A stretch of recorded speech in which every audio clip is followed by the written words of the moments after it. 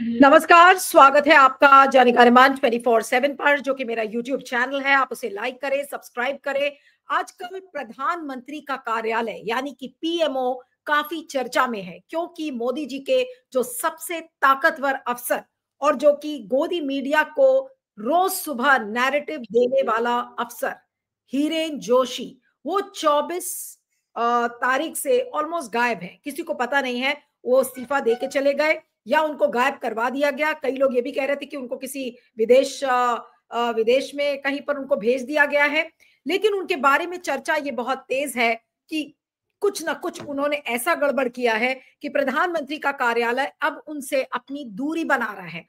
कहीं पर उनका नाम किसी बेटिंग ऐप से जुड़ रहा है। सोशल मीडिया पर खासकर कोई पुख्ता अभी कोई किसी ने कोई कॉन्फर्मेशन नहीं दिया है, लेकिन सोशल मीडिया की चर्चा अगर आप माने तो कहीं पर बेटिंग ऐप का जिक्र किया जा रहा है, कहीं इसको लोग ड्रग से जोड़ रहे हैं, कहीं पर सेक्स रैकेट का कोई जिक्र कर रहा है। तमाम तरीके की चीजें इस समय डिस्कस हो रही हैं। लेकिन हिरेन जोशी के पीएमओ से गायब होने के बाद जो इस्तीफे हुए हैं उसके बारे में भी बात करना चाहिए, क्योंकि इस सरकार में इस्तीफे बहुत कम होते हैं। ये इस्तीफे वाली सरकार नहीं है, लेकिन जो इस्तीफे वाली सरकार नहीं है वहां पर जगदीप धनखड़ से तो इस्तीफा लिया गया, लेकिन 23rd लॉ कमीशन के जो मेंबर है हितेश जैन, उनका इस्तीफा लिया गया। कल शाम होते होते प्रसार भारती के चेयरमैन नवनीत सहगल का इस्तीफा ले लिया गया। और कई लोग सोशल मीडिया पर इस बात की चर्चा कर रहे हैं कि इस सब का लेना देना कहीं ना कहीं तार ये सबके मिले हुए हैं। तो सबसे बड़ा सवाल है कि क्या प्रधानमंत्री मोदी तक कोई ना कोई एक बड़े स्कैम की आंच पहुंच रही है। डॉक्टर सुब्रमण्यम स्वामी का मैंने इंटरव्यू किया था और उन्होंने कहा कि अगले 12 से 15 दिनों में कुछ बड़े खुलासे होंगे, कुछ बड़े इस्तीफे होंगे। उसमें प्रधानमंत्री कार्यालय के अफसर, मोदी जी का तो नाम एप्स्टीन फाइल्स में है ही। उन्होंने ये भी कहा कि, और मेरे ही इंटरव्यू में उन्होंने कहा था कि देखिएगा आप, अभी अफसर और पत्रकार भी इसमें इन्वॉल्व होंगे। तो कहीं ऐसा तो नहीं कि इस डर से कि जब एप्स्टीन फाइल्स का कंप्लीट खुलासा दिसंबर के आखिरी हफ्ते तक आएगा, उसके पहले प्रधानमंत्री का कार्यालय ऐसे लोगों के साथ अपनी दूरी बनाने की कोशिश कर रहा है। इन सारी चीजों को लेकर चर्चा है। महादेव ऐप का नाम लिया जा रहा है कि कहीं ना कहीं वो पीएमओ के अंदर बैठकर इस तरीके का बेटिंग का बिजनेस करते थे। ये भी लोग चर्चा कर रहे हैं। तो आज इन सारी चर्चाओं की सच्चाई क्या है, इसका तय क्या है, लेकिन सवाल और निशान, सवालों के घेरे में इस समय प्रधानमंत्री का कार्यालय है। और मुझे नहीं लगता कि आज तक कभी इतिहास में प्रधानमंत्री का कार्यालय इस तरीके के स्कैंडल के लिए जाना गया हो। लेकिन मोदी जी की चुप्पी, प्रधानमंत्री कार्यालय की चुप्पी, हिरेन जोशी का काम इस समय अश्विनी वैष्णव को सौंप दिया गया है। कई लोग ये भी कह रहे हैं कि अरे पार्लियामेंट सेशन चल रहा है, उनको वापस बुला लिया गया है। लेकिन सच्चाई क्या है ये किसी को पता नहीं है। कल पवन खेड़ा ने एक प्रेस कॉन्फ्रेंस भी की थी और उस प्रेस कॉन्फ्रेंस में उन्होंने यही कहा कि हिरेन जोशी कहाँ है, उनके बारे में पता लगाया जाए। और जिस तरीके के बेटिंग ऐप और ये सब की चर्चा हो रही है, तो आखिर चुप क्यों है मोदी जी, इसको लेकर बहुत चर्चाएं हैं। आज इसी पर हम बातचीत करेंगे। हमारे साथ इस समय प्रोफेसर शशि शेखर सिंह हैं, जो कि दिल्ली यूनिवर्सिटी के प्रोफेसर हैं। आपका स्वागत है। अभी थोड़ी देर में कुछ और मेहमान भी जुड़ेंगे, उनसे भी इस चर्चा को आगे बढ़ाएंगे। प्रोफेसर सिंह, ये जो प्रधानमंत्री कार्यालय के बारे में ये सब जो बातें हो रही हैं, इस पर क्या कहेंगे? सोशल मीडिया पर ये चर्चा इतनी गर्म है कि नवनीत सहगल वो व्यक्ति थे जिन्होंने सुधीर चौधरी को वो 15 करोड़ में डीडी में लेकर आए। नवनीत सहगल हिरेन जोशी से जुड़े हुए हैं, हिरेन जोशी का तार मोदी जी से जुड़ा हुआ है। क्या ये एक बड़ा विशिष्ट साइकिल है जो सामने आ रहा है और कोई ना कोई एक बड़ा स्कैम ऐसा लग रहा है कि कुछ हो रहा है? जी, अनम्यूट कर लीजिएगा जी। हाँ, देखिए ये बात तो तय है कि जो कुछ हो रहा है वो कोई साधारण सी बात तो है नहीं, न साधारण आरोप है। और जिस प्रकार से सोशल मीडिया पे ये तमाम खबरें घूम रही हैं, इसका अर्थ है कि दाल पूरी तरह से काली है। इस बात को समझना बहुत जरूरी है। दूसरा ये है कि जनतंत्र में आखिर सत्ता के केंद्र पर अगर सवाल उठ रहे हैं, यानी आप जानते हैं कि जो प्रधानमंत्री कार्यालय वो तो सत्ता का सबसे बड़ा केंद्र है ना। भले उनका नाम उन्होंने सेवा तीर्थ कर दिया, उसमें पवित्रता का भाव भरने की कोशिश कर रहे हैं, और जितनी पवित्रता का भाव भरने की कोशिश कर रहे हैं उतनी अपवित्रता बढ़ रही है। ये तमाम सारे जो अभी आरोप लग रहे हैं, यदि मैं इसे आरोप भी मानूं, लेकिन आरोप यूं ही तो नहीं लगते हैं ना।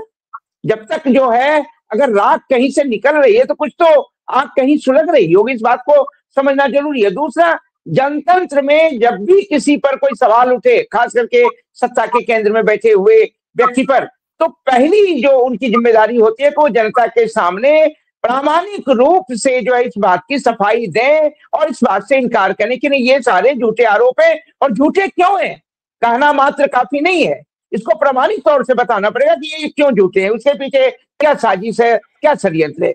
दुर्भाग्य तो ये है कि जहां 11 वर्षों में यही षड्यंत्र, यही साजिश, यही मैनिपुलेशन इस सरकार की विशेषता रही है, सरकार की कार्य प्रणाली रही है। और जैसा आपने खुद कहा, ये इन सरकार में इस्तीफे नहीं होते हैं। जब इसका अर्थ क्या होता है, इस्तीफा नहीं होने का अर्थ सीधा होता है कि वो जिम्मेदारी नहीं लेते हैं, जो रिस्पॉन्सिबिलिटी है, अकाउंटेबिलिटी है, वो नहीं लेते हैं। तो अब सवाल है कि अगर कुछ इस प्रकार के आरोप लग रहे हैं तो भाई आरोप की जिम्मेदारी जो प्रधानमंत्री तो खुद लेंगे नहीं, जो पीएमओ के मुखिया है वो तो लेंगे नहीं। तो ये सवाल है कि कौन लेगा, इसमें कई लोगों की बलि दी जाएगी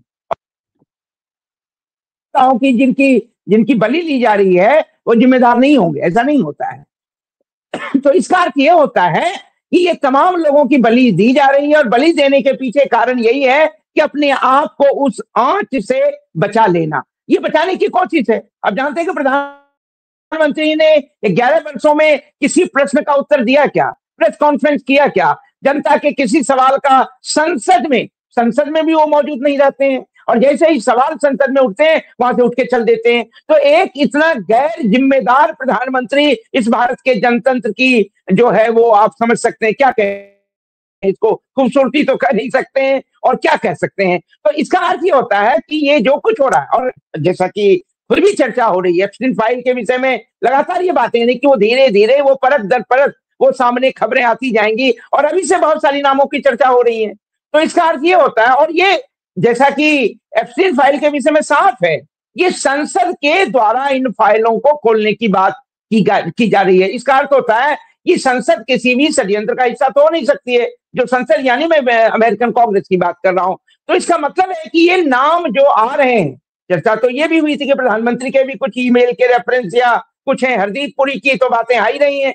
तो इसका अर्थ ये होता है ये सारी बातों को टोटलिटी में देखने की जरूरत है, आप अलग से बिल्कुल नहीं देख सकते हैं। जो कुछ हिरेन जोशी का मामला है, जो कुछ जो है नवनीत सहगल का मामला है, या हितेश जैन का मामला, या जो भी मामले हैं उसको टोटलिटी में देखने की जरूरत है। और इसमें इस टोटलिटी में देखने के लिए जरूरी है कि प्रधानमंत्री की अब तक की जो कार्य प्रणाली रही है, पब्लिक में भी जो बातें करते हैं वो कितनी गरिमा विहीन बातें होती हैं, वो गरिमा के अनुकूल बातें नहीं होती हैं। तो उन बातों को, और अमित शाह जो उनके साथी हैं, जो हर षड्यंत्र में उनके हिस्सेदार हैं, उनकी बातों को भी समझने की जरूरत है। तो मुझे लगता है इन तमाम सारी चीजों को समझने की जरूरत है। और जिस प्रकार से तमाम संवैधानिक संस्थाओं को ध्वस्त किया गया है, सरकारी एजेंसियों का अब तक दुरुपयोग होता रहा है, उन सब की टोटलिटी में ये जिम्मेदारी सरकार की बनती है। वो जवाब कतई नहीं देंगे। इस प्रकार से जो है इसको इस्तीफा ले लिया, उसको वो भी बोले ना कि इनका इस्तीफा इसलिए लिया गया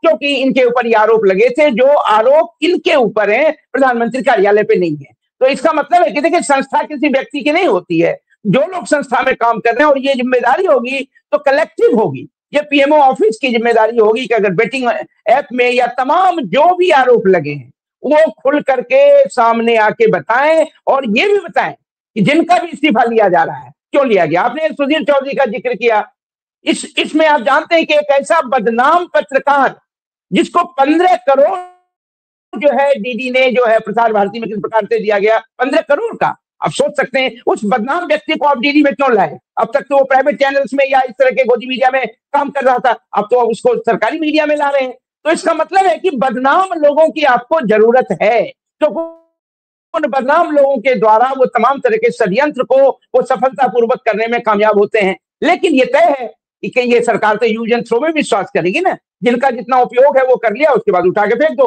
ताकि जनता के सामने कहें कि वो तो अब है ही नहीं है। तो इसका अर्थ ये नहीं है वो थे, और अगर थे तो वहां ऐसा हुआ है, उसकी जिम्मेदारी कौन लेगा। इसलिए आज तक एक मंत्री का इस्तीफा हुआ क्या। कार्यपालिका का जो अर्थ है कि राजनीतिक कार्यपालिका, ब्यूरोक्रेसी तो है, वो तो रिटायरमेंट तक कार्य करता है, लेकिन ये जो जनता के द्वारा चुनी जाती है और संसद के विश्वास तक रहना है, तो उसके किसी मंत्री के इस्तीफे हुए क्या।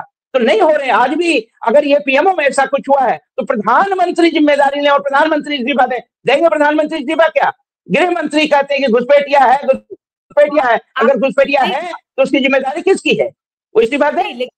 जी, सवाल ये होता है कि प्रधानमंत्री क्या अपने ऊपर इस चिंगारी को लेने के लिए तैयार होंगे? उनके ऊपर ये चिंगारी ना आए, इसी वजह से तो इन सारे अधिकारियों की बलि चढ़ाई जा रही है, चाहे वो हिरेन जोशी हो, चाहे फिर नवनीत सहगल हो, या फिर हितेश जैन क्यों ना हो जो लॉ कमीशन के हैं। आज इसको लेकर चर्चा है। सिद्धार्थ, मैं अब आपके पास आती हूँ, अब वापस आऊंगी प्रोफेसर सिंह आपके पास। सिद्धार्थ, ये पूरा माजरा क्या है? ये किससे जुड़ा हुआ है ये सारा तार? आखिर इतनी कंपन जो प्रधानमंत्री के कार्यालय में आज तक 11 सालों में नहीं दिखी, अचानक से आज हर एक अधिकारी पीएमओ का वो थरथरा रहा है इस समय। क्या माजरा क्या? आपको क्या लगता है कि इतनी सोशल मीडिया पर चर्चा बेवजह तो नहीं हो सकती कि हर व्यक्ति लिख रहा है नवनीत सहगल के बेटे का लिंक नजर आ रहा है किसी बेटिंग ऐप से, हिरेन जोशी का जिक्र बेटिंग ऐप, कोई सेक्स स्कैंडल, कोई ड्रग रैकेट। क्या ये सारी बातें, और कुछ इस तरीके की भी चर्चाएं कि प्रधानमंत्री कार्यालय के अंदर ही वाईफाई खासकर वो इस्तेमाल किया जाता था। ये कितना बड़ा जुर्म है कि आप प्रधानमंत्री कार्यालय को एक तरीके से आपने एक स्कैम का अड्डा बना लिया? क्या ये चीजें अब खुलासे हो रहे हैं? जी, ये सब में एक नाम जो ट्विटर वगैरह पे खूब चल रहा है वो है कोई एक पंजाब या चंडीगढ़ के तरफ कोई एक विश्वविद्यालय है, उसकी कोई समकुलपति महोदया हैं जो कि कोई अंतरराष्ट्रीय, आप बात कर रहे हैं हिमानी सूद का जिक्र? हाँ, इंटरनेशनल, वो एक इंटरनेशनल माइनॉरिटीज फाउंडेशन करके कुछ चलाती हैं, जिसमें कि विदेशी डिप्लोमेट्स के साथ, राजनयिकों के साथ भी उनका उठना बैठना है। तो मेरे ख्याल से ये सारा का सारा जो समस्या है, इसका तार भारत से नहीं जुड़ता हुआ मुझे दिख रहा है, चाहे वो किसी तरह का बेटिंग ऐप का मामला हो, जुआ का मामला हो, या कुछ भी मामला हो। ये सारा का सारा मुझे लग रहा है कि कहीं ना कहीं एप्स्टीन फाइल से जुड़ा हुआ मसला है। क्योंकि हमें ये समझना होता है कि कोई भी काम करने के लिए ना हमको एक उपकरण की जरूरत पड़ती है। मुझे एक जगह से दूसरे जगह जाना भी है तो या तो मुझे अपनी कार चाहिए होती है, या तो मैं कोई रिक्शा या टैक्सी कुछ करता हूँ। तो कोई भी सरकार नाम की जो इकाई होती है उसको भी अपना काम करना होता है, तो काम करने के लिए उसको अफसरशाही की जरूरत होती है। भारत के संविधान में भी इसीलिए एक कार्यपालिका दी गई है। सरकार तो खुद काम नहीं करती, काम कैसे करती है? अफसरशाही के जरिए करती है। इसको साधारण रूप से समझे तो सरकार, मान लीजिए अगर हमारा फोन है तो फोन वो तभी काम करता है जब उसके अंदर किसी सर्विस प्रोवाइडर से हम एक सिम डाल लेते हैं। बिना सिम के अच्छे से अच्छा फोन भी डेड ही होता है। तो अब अचानक से अगर सालों पुराना हम अपना सिम बदलना शुरू कर दें, नंबर बदलना शुरू कर दें, तो सवाल तो उठेगा ही कि क्यों इतनी फालतू में परेशानी ले रहे हो भाई, तुम्हारा सिम कार्ड इतना, सिम कार्ड क्यों बदल रहे हो? तो ये सारे जितने भी अफसरशाही होते हैं वो सरकार नाम के फोन के अंदर के सिम कार्ड होते हैं। अचानक आप दर्जनों की संख्या में आप सिम कार्ड अपने फोन से निकाल रहे हैं, जो फिर सिम कल तक ठीक काम कर रहे थे आज निकाल रहे हैं, इसका मतलब तो सवाल उठेगा।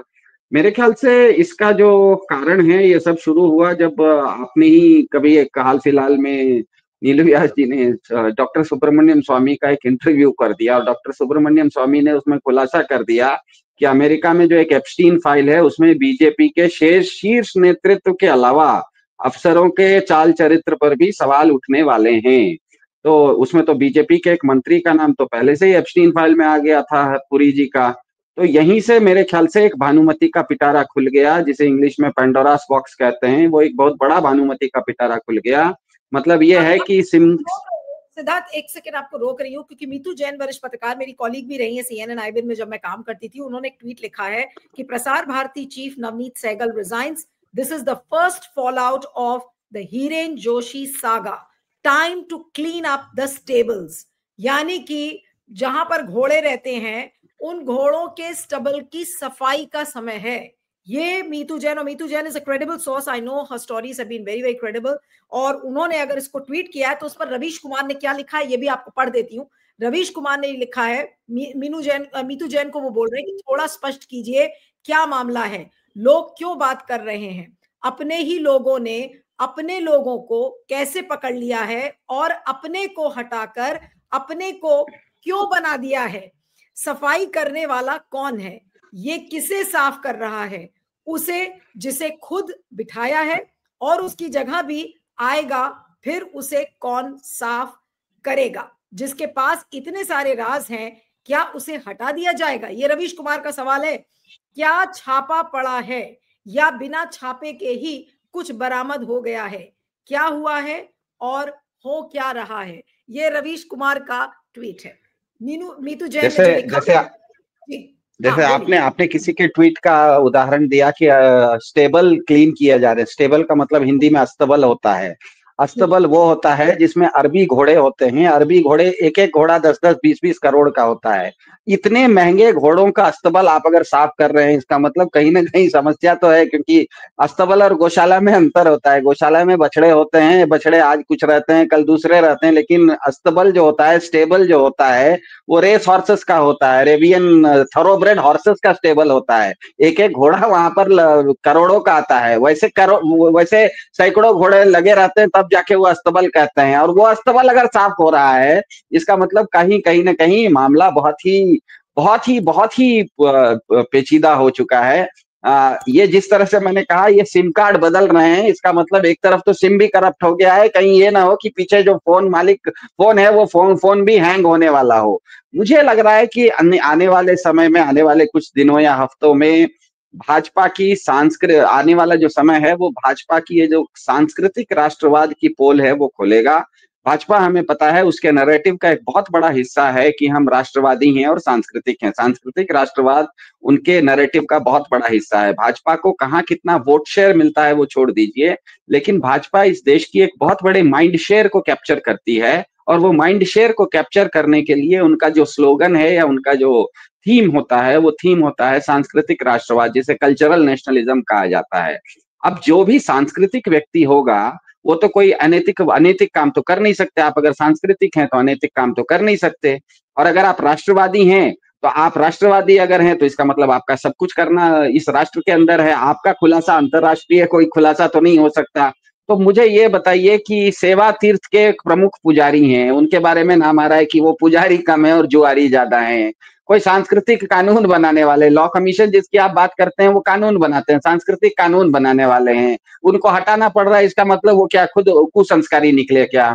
विश्व गुरु के विश्वविद्यालय में जो समकुलपति है, वो क्या अनैतिक काम करते हुए पकड़ा है क्या? डंका बजाने वाले जो प्रचारक हैं, प्रसार भारती तो डंका बजाता है, तो डंका बजाने वाले जो प्रचारक हैं, उनकी खुद लंका क्यों लग रही है? तो मुझे लगता है ना कि डॉक्टर स्वामी ने भेड़ों के बीच में एक भेड़िया छोड़ दिया है। अब धीरे धीरे एक भेड़िया धसान दिखेगा।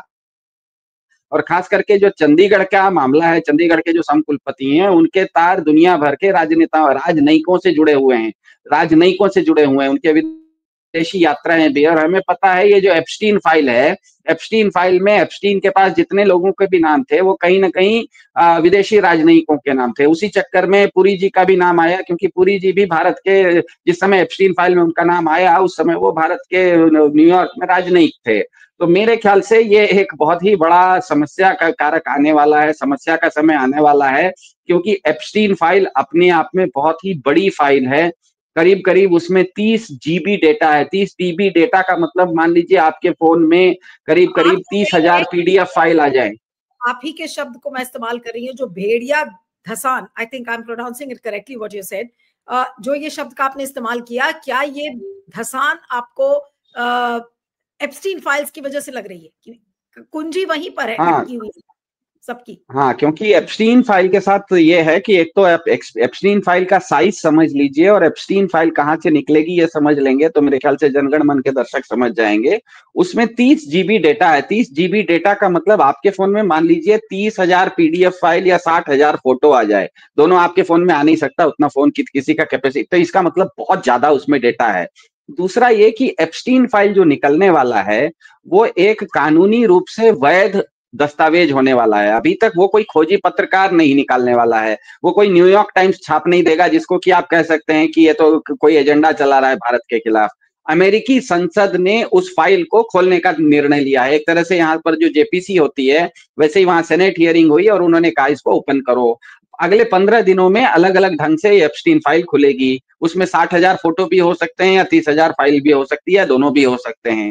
अब ये जब खुलेगी तो उसमें जो आपके सारा सांस्कृतिक राष्ट्रवाद का पोल खुल सकता है, सारे लोगों के रंगीन क्या कहते हैं चित्र निकल सकते हैं, जो आप अपने आप में दूसरों को संस्कृति का उपदेश देते हैं।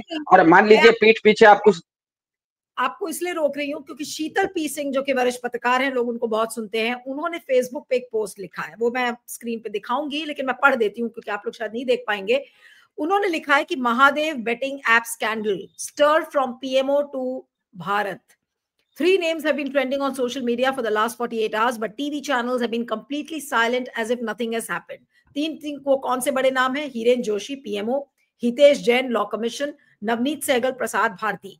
Why after all? अब कहानी पूरी सुनिए, मैं पढ़ देती हूं ताकि आप पैनल के में भी सब लोग सुन लेंगे इसको. What is Mahadev betting app? This online betting app operated by Dubai has traded 50,000 crore rupees in last 4 years. ED CBI investigation revealed that its owners Saurabh Chandrakar and Ravi Uppal distributed money to the leaders, policemen and big officers from Chhattisgarh to Goa to Dubai, sponsored even weddings of Bollywood celebs for promotion. Now the inquiry has reached Delhi and the biggest name of PMO's OSD, Hiren Joshi. यानी कि ये साफ होता है शीतल जी के post से कि हिरेन जोशी का नाम इस बेटिंग स्कैंडल से जुड़ा हुआ है. दूसरी लाइन में आ रही हूं मैं. Hiren Joshi PMO OSD Modi's closest media management since Gujarat days, left hand, viral documents on social media and claims in chats. Joshi used to get a huge amount from Mahadev app owners from Dubai, foreign deals, channel management and commissions in exchange of narrative setting.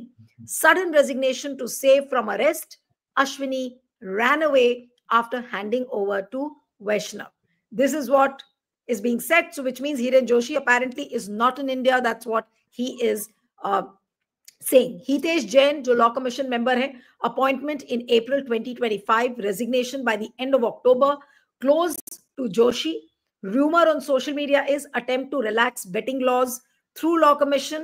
Bungalow emptied, stuffed out in 1 day.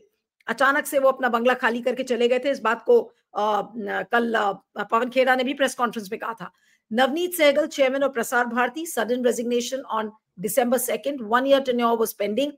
Every chief minister of UP is also pointing fingers at Sehgal, but it is not clear what role he had in all of this. Mahadev betting scam. Hiren Joshi is trending on social media. People are asking if the person sitting in PMO was part of the betting mafia. Then what about the security of the country? 50,000 crore black business, and why TV channels are silent. Opposition has beaten the ground. Pawan Khera said CBI should be investigated. Who is Hiren Joshi's American partner? How much money came? But all the TV channels of the country are silent because they have been partying for a long time under Joshi's control. Now you decide, is this cleaning और cleansing up. Mahadev betting app का जिक्र है और hashtag जिसमें PMO, भ्रष्टाचार, हिरेन जोशी बेनकाब, इस तरीके के हैशटैग्स चल रहे हैं. ये पूरा पोस्ट शीतल पी सिंह का जो है फेसबुक पोस्ट, वो मैं पढ़ रही हूँ, मैंने पढ़ के सुनाया. सिद्धार्थ, एक कमेंट अब आपसे लूंगी, उसके बाद फिर मैं वापस मीनू जी के पास आऊंगी. जी हाँ, तो मेरा ये कहना है कि जिस तरह से अभी आपने जिसका फेसबुक पोस्ट बताया शीतल सिंह जी का, उनका भी ये कहना है कि कोई जुआ का खेल हो रहा था और उसका तार जो है फिर से वो विदेशी जुड़ा हुआ था. तो मेरे ख्याल से बीजेपी को समझने के लिए आप समझिए, कोई भी संगठन प्रधान इकाई जो होती है वो कभी न्याय प्रधान नहीं होती, वो हमेशा अपनत्व प्रधान होती है. अपनों को वो अधिकार देती भी है, चाहे वो जैसा भी हो, और अपने जो गलत काम करते हैं उनको कभी सजा नहीं देती, उनको रक्षा भी करती है. बृजभूषण शरण सिंह इसका सबसे बड़ा एग्जाम्पल है. पूरी दुनिया में थू-थू हो रही थी लेकिन बीजेपी उनकी रक्षा में खड़ी रही. समस्या ये है कि ये जो नाम आ रहे हैं हर जगह, अब ये नाम आ रहे हैं तो ये अंदर को, तो भारत के अंदर तो कुछ भी होगा तो उसको मैनेज कर लेंगे, क्योंकि गोदी मीडिया इनके साथ है, ये दबाव की राजनीति करना खूब अच्छा से जानते हैं. लोयाकरण किसी का भी कर सकते हैं, धनखड़ीकरण भी किसी का भी कर सकते हैं. दिक्कत ये हो रही है कि ये सब चीज का जो तार है ना, ये अंतरराष्ट्रीय जुड़ते हुए दिख रहा है. एप्स्टीन फाइल भी अमेरिका से निकल रही है. अभी आप जो कह रहे हैं बेटिंग ऐप, इसका भी तार अगर दुबई से निकल रहा है तो मान लीजिए आप घर में इसको ढकने की भी कोशिश कीजिए, लेकिन अगर दुबई की पुलिस ने या दुबई की सरकार ने कोई खुलासा कर दिया, अमेरिकी सरकार ने कोई खुलासा कर दिया, तो ये तो विश्वगुरु नाम के हैं. ऐसा तो नहीं है कि दुबई के राजघराने के ऊपर इनका कोई बस चलता होगा, ऐसा तो नहीं है कि ट्रंप के ऊपर इनका कोई बस चलता होगा, ऐसा तो नहीं है कि अमेरिकी कांग्रेस इनकी बात सुनेगी. तो मेरे ख्याल से इनको पता है कि इनका जो सांस्कृतिक राष्ट्रवाद का जो नैरेटिव है, जिसमें कि अंदर राष्ट्र बहुत बड़ा है और संस्कृति बहुत बड़ी है, तो इनको अब पता लग रहा है कि इनके जो शीर्षस्थ लोग हैं, इनके जो टॉप लोग हैं, ये लोग असांस्कृतिक काम करते हुए पकड़ाए हैं और ये सब चीज, इसका खुलासा विदेश पे होने वाला है। तो ये अब मैनेज नहीं हो सकता, इनको पता है। इसीलिए एक तरह से एक मान के चलिए कि एक शतरंज का खेल है, उसमें राजा हमेशा कहीं ना कहीं सबसे पीछे रहता है और जब खतरा आना शुरू होता है तो एक एक करके अपने प्यादों को शहीद करता है ताकि उस तक आंच कम पहुंचे। लेकिन खेल में होता यह है कि एक बार अगर प्यादा शहीद होना शुरू हो गया तो सामने वाला जो राजा है वो कमजोर होना स्वाभाविक है। तो मेरे ख्याल से ये कोई क्लेंजिंग ऑपरेशन नहीं है, जिस तरह से किसी ने कहा स्टेबल को क्लीन करना है। अगर महाराज क्लीन करना है तो आज अचानक रात में 10 साल 11 साल से आपकी सरकार है, 11 साल में 11 घंटे के अंदर आपको याद आ गया कि इतनी सारी गंदगी है, इतने दिन तक रोज आपने झाड़ू ही नहीं दी, मतलब 11 साल तक आपने अपने घर में झाड़ू नहीं दी और कह रहे हैं कि 11 घंटे के अंदर हम पूरा घर साफ कर देंगे। 11 साल तक आप क्या कर रहे थे? आपको गंदगी नहीं दिख रही थी क्या? तो मेरे ख्याल से ये बात नहीं है कि इनको गंदगी का पता था, इनको वो ढकना भी आता था। दिक्कत ये आ गई है कि अब ये बाहर वाला, ये जो गंदगी है इसका दुर्गंध बाहर से आने वाला है, इसका जो दुर्गंध है ये घर से नहीं निकलने वाला है, ये पड़ोस से दुनिया भर से निकलने वाला है। ये कहीं अमेरिका के एप्स्टीन फाइल से निकलेगा, कहीं दुबई की पुलिस निकाल दे, कहीं किसी विदेशी अखबार निकाल दे। तो मेरे ख्याल से भाजपा के लिए अगले 15 दिन या 1 महीना उनके जो सांस्कृतिक राष्ट्रवाद का जो नारा है, उनका जो नैरेटिव है, उसके बारे में काफी बड़ा छेद करने वाला है।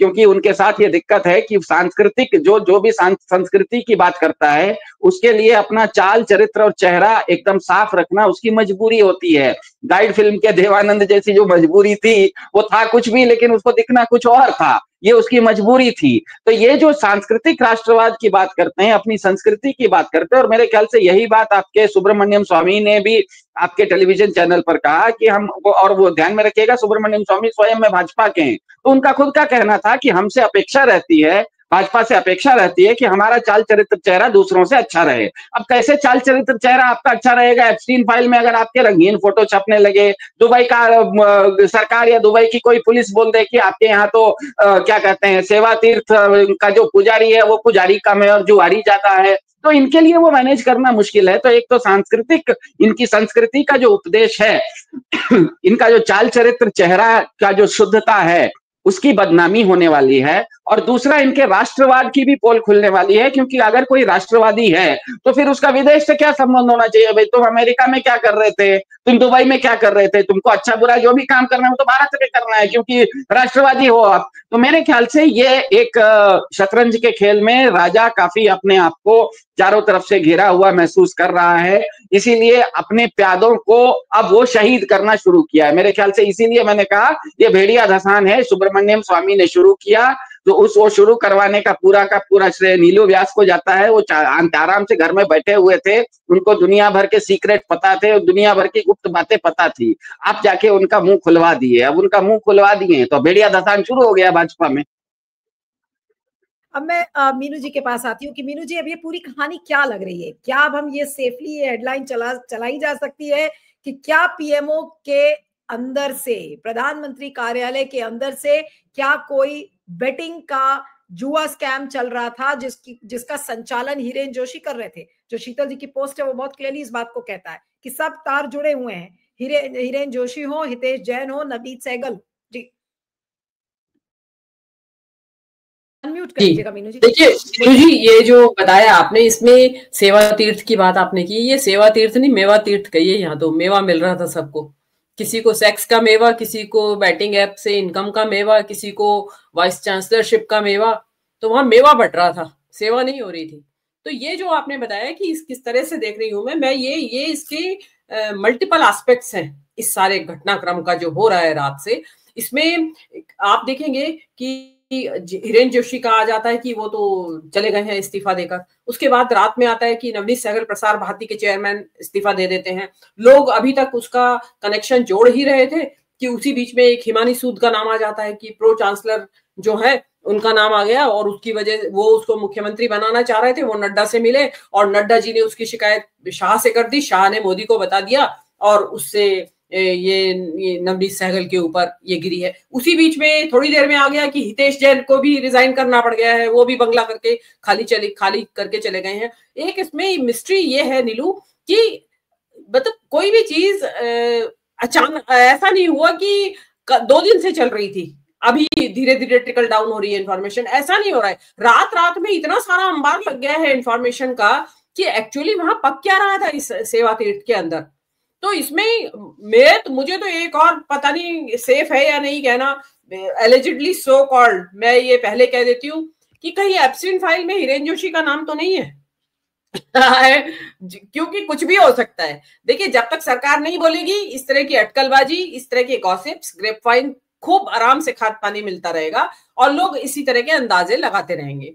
तो हो सकता है कि थोड़ा सा पब्लिक का ध्यान डाइवर्ट करने के लिए, क्योंकि जो आपके यहाँ इंटरव्यू में स्वामी ने कहा उस पे पब्लिक बुरी तरीके से उछल के पड़ी है, शॉक्ड है पब्लिक, ट्रॉमा में आ गई है कि क्या कह रहा है ये स्वामी।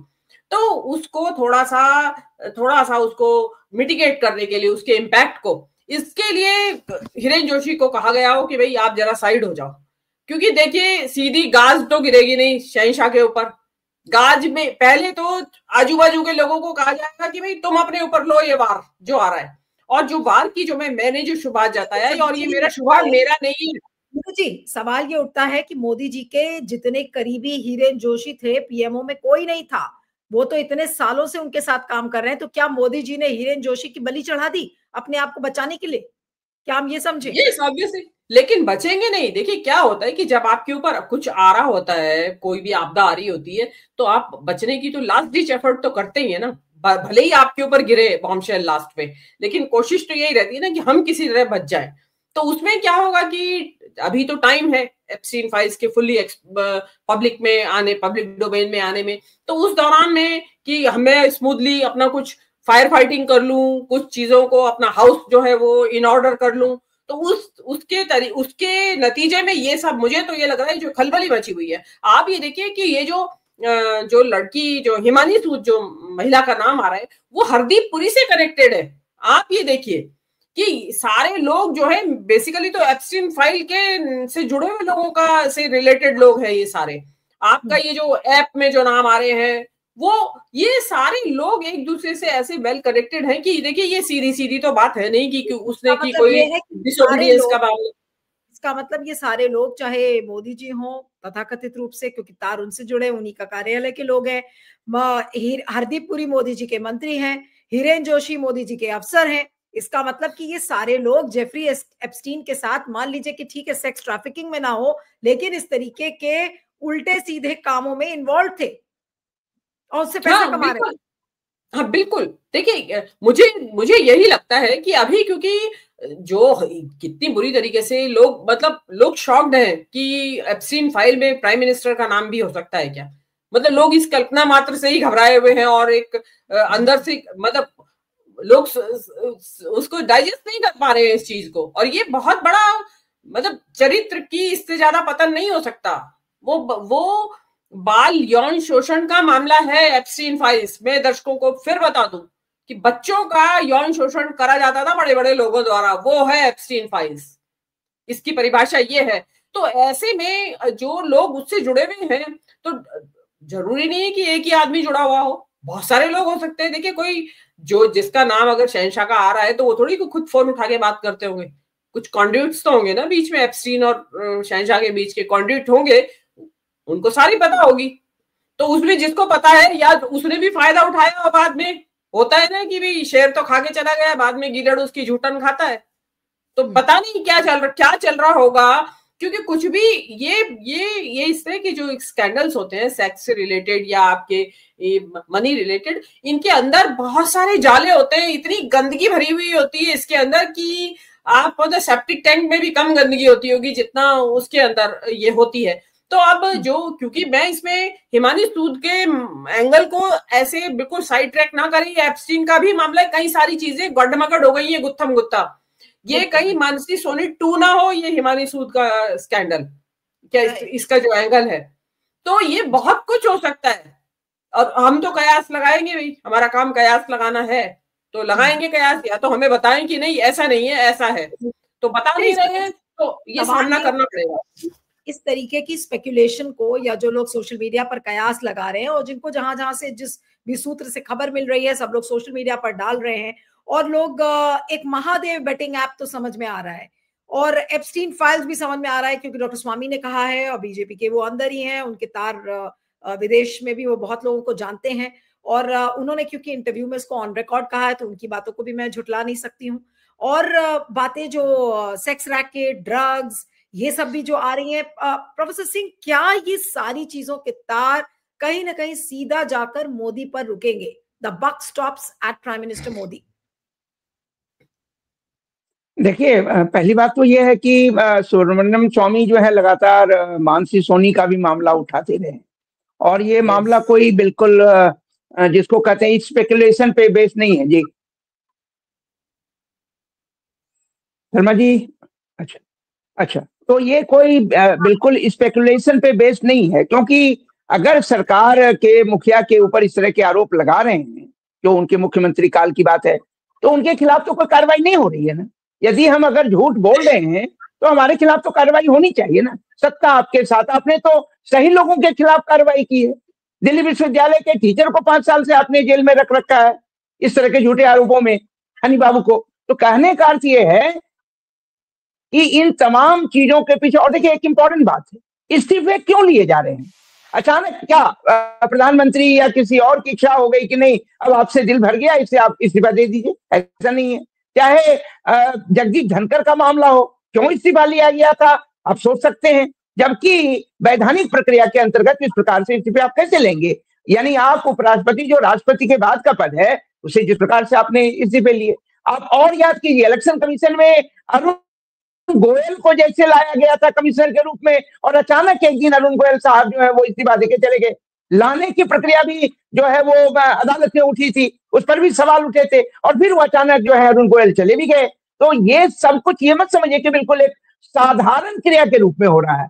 इसके पीछे जो है, लाने के पीछे भी योजना, और इसके बाद उसको जाने के पीछे भी वो तमाम तरह की योजना, और ये सारी योजनाएं साजिश का हिस्सा है। क्योंकि राजनीति में जब अनैतिकता की राजनीति आ जाती है और सिर्फ सत्ता के लिए सब कुछ खेल होता है, तो फिर नैतिकता बचती नहीं है। इसलिए नीति वहां है नहीं, सिर्फ जो है वो एक प्रकार से अनैतिक कार्य हो रहा है। तो मुझे लगता है कि इन सब चीजों को टोटलिटी में देखने की आवश्यकता है। इसलिए बिल्कुल आप अलग से नहीं देखें। हिरेन जोशी का मामला अचानक इतने सालों से वहां है, जो भी चल रहा था, जिस प्रकार से गोदी मीडिया को और तमाम को मैनेज वो कर रहे थे, और मीडिया की जितनी भद इस देश में पिटी है, उसकी जितनी क्रेडिबिलिटी खत्म हो गई है, कोई देखता नहीं है। गोदी मीडिया को कोई नहीं देखता है। अक्सर लोग मिलते हैं, कहते हैं हम तो जो है वो सोशल मीडिया पे जो इस तरह के यूट्यूब के कार्यक्रम होते हैं उनको देखते हैं। इसका अर्थ क्या होता है कि वो मैनेज हो रहा था, और मैनेज आप करते हैं, आप डिक्टेट करेंगे मीडिया को। तो एक तरफ कारपोरेट का जो है कंट्रोल, कि अदानी के पास इतने चैनल्स हैं, अंबानी के पास इतने चैनल्स हैं, वो कंट्रोल, और दूसरे जो है पीएमओ के ऑफिस में बैठ करके व्हाट्सएप के द्वारा उनको डिक्टेट करना। तो सोचिए कि ये कितना बड़ा अपराध है इस जनतंत्र में, आप समझ नहीं सकते हैं। तो अब और उस व्यक्ति को आप जो है अचानक उस पर जो भी आरोप लग रहे हैं आप हटाने की कोशिश करिए, वो हट गया या जो भी सच्चाई है। भाई प्रसार भारती, अगर उसका जो अचानक क्यों इस्तीफा दिया, इसका जवाब कौन देगा? मेरा सवाल बार बार ये उठ रहा है कि इन तमाम चीजों का उत्तर तो सरकार ही देगी ना। ये हम लोगों ने तो नियुक्त नहीं किया है, जनता ने तो इन्हें नियुक्त नहीं किया, तो जवाब कौन देगा? तो प्रधानमंत्री जवाब दें, और प्रधानमंत्री देश के सरकार के मुखिया हैं तो वो जवाब दें। लेकिन वो जवाब देते नहीं, आप जानते हैं, वो जवाब देना ही नहीं जानते हैं। जवाब देंगे कैसे? जवाब देने की उनमें क्षमता नहीं है, इससे जवाब देना नहीं चाहते हैं। लेकिन ये सवाल सभी हैं, और इन सवालों का उत्तर सरकार को या तो देना होगा या वो जिम्मेदारी लें कि उनसे गलती हुई। ऐसे गलत व्यक्तियों को उन्होंने ऐसे नियुक्त कर लिया, और ये ब्यूरोक्रेट भी नहीं है, हिरेन जोशी कोई ब्यूरोक्रेट नहीं है। तो इस प्रकार से लोगों को लाना, मैं कहना चाह रहा हूँ सर, सवाल ये उठता है कि मोदी को इन सारी बातों के बारे में पता नहीं होगा? उनकी जानकारी के बिना हिरेन जोशी और जिन लोगों का नाम आ रहा है वो सब उन्होंने ये काम कर ली। नीलू जी, ऐसा है, यहाँ एक एक चीज के प्रोफाइल चेक किए जाते हैं, और सबसे बड़ी बात है, जिन्हें मुख्यमंत्री गुजरात से आए हैं, अमित शाह गुजरात से आए हैं, और जिन्हें भी गुजरात से लाया जाता है तो यूं ही नहीं लाए जाते। इस बात को समझने की जरूरत है। तो एक प्रकार से जो है ये कॉकस है, और इस कॉकस के द्वारा इस देश में जो है वो सत्ता का संचालन हो रहा है, और जिस प्रकार से तमाम संस्थाओं को, संवैधानिक संस्थाओं को ध्वस्त किया गया है, और मीडिया को आप सोच सकते हैं कि मीडिया को क्या बना दिया गया है। यह गिद्ध मीडिया बन गई है। तो इस प्रकार से मैं कहना ये चाह रहा हूं कि इन तमाम चीजों की जो है वो जरूर कहीं न कहीं एक दूसरे से करी जुड़ी हुई है। और जो बार बार ये सवाल उठ रहा है एप्स्टीन फाइल का, आप जानते हैं जेफरी एप्स्टीन वो तो मर गए, वो तो खुद मर गए, लेकिन जो कुछ उन्होंने किया था अब उनके तमाम काले जो काले कारनामे उस फाइल में कैद है, और उस फाइल को धीरे धीरे कांग्रेस ने खोलने की इजाजत दी है। तो इसका मतलब है, और कांग्रेस जानते हैं कि बहुत ताकतवर संस्था है, वहां आप जानते हैं कि किस प्रकार से राष्ट्रपति पर भी सीनेट के माध्यम से कैसे कंट्रोल किया जाता है। तो मुझे लगता है कि अब जो है, और ये पाप का घरा इनका, पाप पुण्य को मैं मानता नहीं हूं क्योंकि मैं कोई धार्मिक बातें कर नहीं रहा हूं, लेकिन पाप का मतलब कि इतने गलत चीजों को लगातार 11 वर्षों में हुआ है। 11 वर्ष क्या, प्रधानमंत्री के बाद वो पहले वो मुख्यमंत्री थे, मुख्यमंत्री में जो कुछ घटित हुआ है, तो इन तमाम चीजों को इतनी बातें हो चुकी हैं। तो मुझे लगता है कि इस समय है इस देश की जनता आंख खोले, देखे कि क्या कुछ हो रहा है, जिन्हें वो अपना महान और अवतारी पुरुष मानते हैं वो देखे। और एक बात तय है, अगर कोई नैतिक मुखिया होगा तो जो भी जिम्मेदारी, जो भी गलतियां हुई हैं उसकी जिम्मेदारी खुद लेगा और कहेगा कि ये मैं जिम्मेदारी लेता हूं और मुझसे चूक हुई है, इसे मैं सिखा दे रहा हूं। जरा लाल बहादुर शास्त्री का जो है उदाहरण आप जानिए, लेकिन यहां तो जिम्मेदारी लेने की बात ही नहीं है। और एक और बात, अब हम लोग बोल रहे हैं ना कि उनकी या तो बलि ली जा रही है।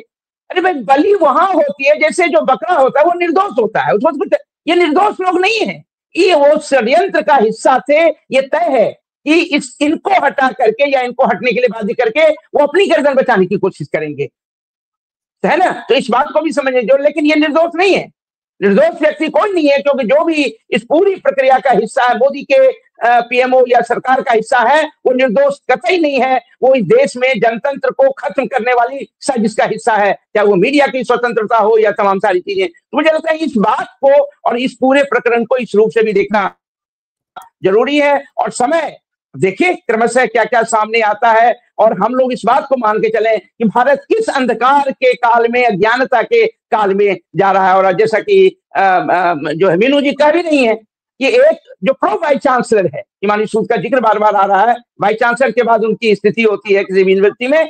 अब सोचिए कि यूनिवर्सिटी में क्या हो रहा है। और ये एक बात नहीं है, वर्धा में भी एक यूनिवर्सिटी के वाइस चांसलर थे, उस समय उन पर आरोप लगे थे कि इस तरह के नकलची और तमाम जो है फेक और क्या क्या आरोप नहीं लगे, फिर वो हटे भी, हटे गए। क्यों? जब वो जानते हैं कि बातें बहुत सर से ऊपर पानी गुजर जाता है तो कहते तुम हटो यहां से। ये बातों को दबाने का तरीका, हटा करके जिम्मेदारी लेने का तरीका नहीं। जी धन्यवाद। अब मैं अंत में मीनू जी से कहूंगी कि मीनू जी, ये सारे लीक्स, जैसा जो आपने कहा कि ये पिछले 12 घंटे में जब से नवनीत सहगल का इस्तीफा आया है तब से ये ज्यादा चर्चा हो गई है। सब लोग कह रहे हैं कि भाई सत्ता के गलियारों में एक सड़न दिख रही है, और खासकर प्रधानमंत्री के कार्यालय के अंदर कुछ ऐसी सड़ी हुई बदबू आ रही है। कुछ लोग इस तरह से लिख रहे हैं। इतने स्ट्रॉन्ग कमेंट्स बेवजह तो नहीं हो सकते। देखिए नीतू, जो अभी सड़न की बात हो रही है, या जो माने समझो एक घर है, उसके सारे खंबे और वो दीवारें गल गई हैं, सड़ गई हैं, तो बाहर से तो आपको इंटैक्ट दिखाई दे रहा है, बट इनसाइड जब वो कोलैप्स होना शुरू होता है ना, तो एक खंबा गिरा तो ग्रेजुअली एक के बाद एक के बाद एक के बाद एक रिपल डोमिनो इफेक्ट जिसको बोलते हैं। अभी आप सुनेंगे कि बिल्कुल अनकनेक्टेड लोग होंगे जो इससे उनके भी इस्तीफे आ सकते हैं। ये तो चलिए एक थोड़ा सा बनती है आपस में कि नवनीत सहगल प्रसार भारती से, हिरेन जोशी इसको देखते थे, और मतलब कुछ आपस में मिला जुला नजर आ रहा है। हरदीप जोशी का, हरदीप पुरी का नाम एप्स्टीन फाइल में आ गया। लेकिन आप ये देखिए कि बिल्कुल ऐसे कि अनरिलेटेड लोगों के आपको हो सकता है, जो मेरी अजम्पशन मुझे लग रही है कि अंदर बहुत कुछ ऐसा पकड़ा था जिसके ऊपर मतलब हवा थी, बस मोदी जी, मोदी है तो मुमकिन है, मोदी हर हर मोदी हो रहे थे, घर घर मोदी थे, मतलब एक ऑरा बनाया हुआ था जिसमें सबकी आंखें चकाचौंध थी उसके भव्यता को देख के।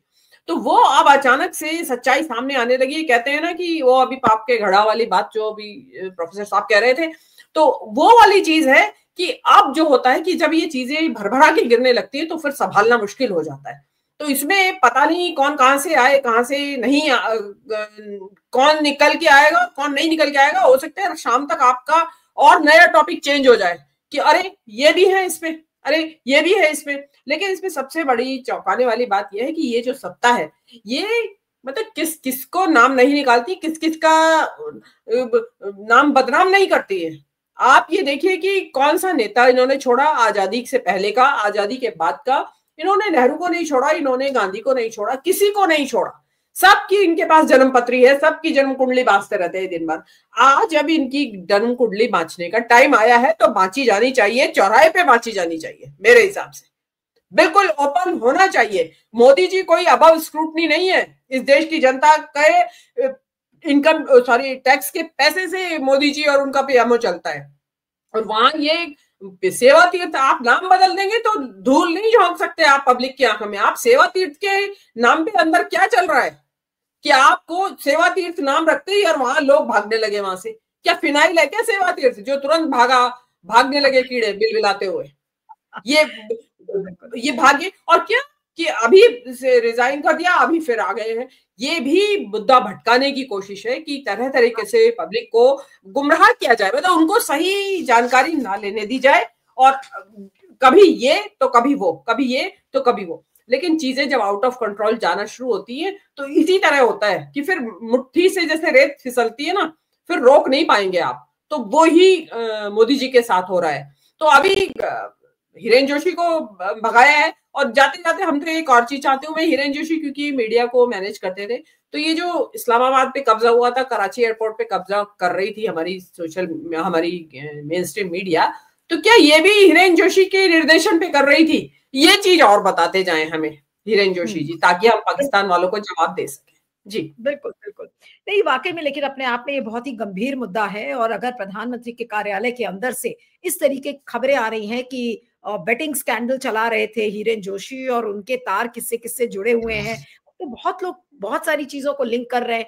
फिर अगर एप्स्टीन फाइल्स को भी आप देखें तो कहीं एप्स्टीन फाइल्स के खुलासे के डर की वजह से ये सारे लोगों को इस्तीफा तो नहीं हो रहा है। ये बहुत इस समय चौंकाने वाली बात है। और मुझे लग रहा है कि ऑल्टरनेट मीडिया पर और सोशल मीडिया पर ये सबसे बड़ी चर्चा का विषय बना हुआ है कि आखिर हिरेन जोशी प्रधानमंत्री के कार्यालय से क्यों निकाले गए। मोदी जी के सगे हिरेन जोशी को मोदी जी ने क्या दूध में से मक्खी की तरह निकाल दिया अपने आप को बचाने के लिए। और फाइनल सवाल मेरा जब प्रोग्राम खत्म करने के पहले कि क्या ये सारा बेटिंग स्कैंडल और जितने तरीके के स्कैंडल सुनाई पड़ रहे हैं, चाहे वो ड्रग्स हो चाहे सेक्स हो, तमाम तरीके की चीजें सामने आ रही हैं, क्या ये सारे तार तथाकथित रूप से प्रधानमंत्री के ऊपर भी लगते हैं? क्या इसके तार प्रधानमंत्री से जुड़े हुए हैं? क्योंकि ये उनके कार्यालय का विषय है, इसलिए लोग इस तरीके के सवाल खड़े करेंगे। लेकिन क्या मोदी जी इस पर चुप्पी तोड़ेंगे? क्या अश्विनी वैष्णव जिसको हिरेन जोशी का काम दिया गया है, क्या वो बोलेंगे? वो तो आए दिन कैबिनेट ब्रीफिंग करते हैं, इसी सब पर एक बाइट दे दे कि भाई ये सारी बातें मनगढ़ंत हैं, ये गलत है। कोई तो लेकिन बोले। और जब तक नहीं बोलेंगे तब तक प्रधानमंत्री के कार्यालय पर इसी तरीके से छीटाकशी होती रहेगी। और अपने देश में ही नहीं, पूरे ग्लोबल मीडिया इस बात को देखेगा, क्योंकि उनके लिए ये येलो जर्नलिज्म का मसाला बनेगा। Oh prime minister Modi involved in this, prime minister Modi is officer involved in this kind of a thing. तो वो जो येलो जर्नलिज्म है, वो पेपराजी जर्नलिज्म जिसको हम कहते हैं, उसको ना जन्म दे दे मोदी जी। इसलिए बहुत जरूरी है कि वो कुछ ना कुछ बोले और इस पर चुप्पी तोड़े। आप दोनों का बहुत बहुत शुक्रिया। Professor Shashi Shekhar Singh, Meenu ji, thank you so much for joining.